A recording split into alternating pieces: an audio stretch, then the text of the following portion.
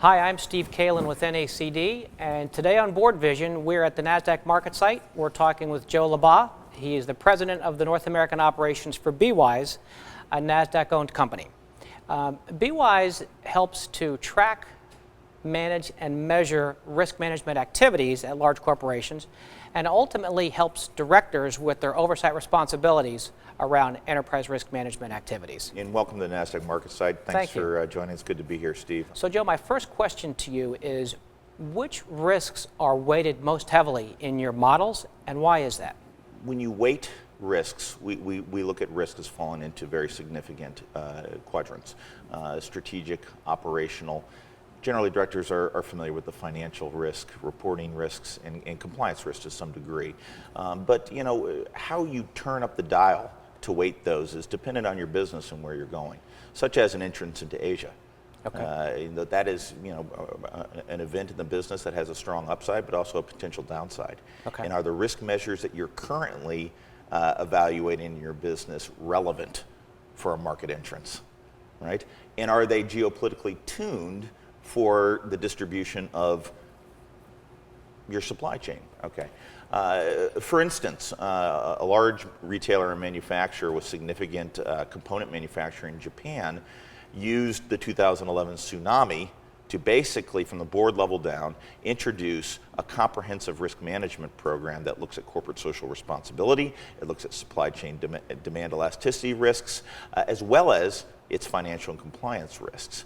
And the point being there is you don't have to wait for flashstone incidents such as a tsunami or a natural disaster to bring that cadence down into the company. Aside from these strategic issues around risk, we have heard a lot from directors the last several years around the amount of time they spend on compliance-related risk. So whether it was Sarbanes-Oxley some time ago or Dodd-Frank or the other layers of regulatory compliance matters that they have to pay attention to, how are directors coping with all these layers of compliance? That's a great question, a very relevant one. And it's not only directors, but organizations are deluged by several, not only existing regulations, but the specter of emerging regulations. And there's plenty of alerts and content out there that organizations are sifting through. So the point is not just monitoring that, but adjudicating that. Getting these alerts or actual warning signs in the hands of subject matter experts that then they can then be tracked and delivered up to the board level. I recently participated in an event where 600 people were present, and a question was asked: how do you deal with regulatory compliance in your organization? 78% of those attendees said by email.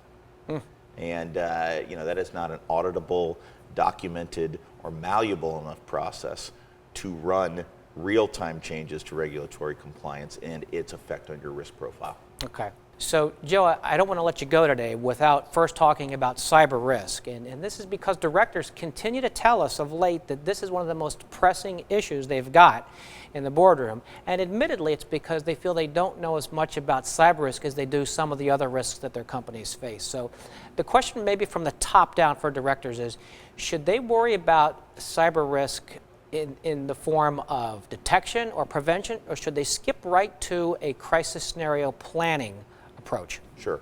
Well, that's a great question. Let me answer it a few ways. First of all, in terms of cyber attacks and cyber risk, those are going to happen to your organization.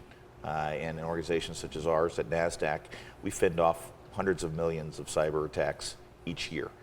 So, I think organizations take that seriously, and the business continuity plans and disaster recovery plans are well in place. However, how continual are those business continuity and disaster recovery plans looked at? Is the business process underlying those business continuity plans continually assessed? Because attackers like to look for the weakest link, and if you don't have a continual process-based view of looking at your plans, that weakest link might be you. Okay. Now let me add to it the reputational risk element of a cyber attack. I believe directors are very well aware of reputational risk, but I think a fallacy is that you can't proactively manage reputational risk. Instead, there's great plans for crisis management on the back end. Solutions such as ours help give indicators and a true tie between a risk event and a reputational risk impact that can be simulated and looked at the board level on the front end rather than on the back end with, when we're in crisis management mode. Thus, that can be highlighted in a much more fluid and transparent way. Thank you. Joe, this has been very, very helpful. Thank you so much for your insight into these different issues around risk oversight and risk management. And what we're hearing from you for our directors out there is that not only do they need to stay on top of these issues, whether it's cyber risk or whether it's compliance risk, because these are always changing, but that they really need to take a process-based approach in risk oversight, just like their companies do with risk management. Exactly. Yeah. So thank you again very much. My pleasure. For NACD, I'm Steve Kalan, and this is BoardVision.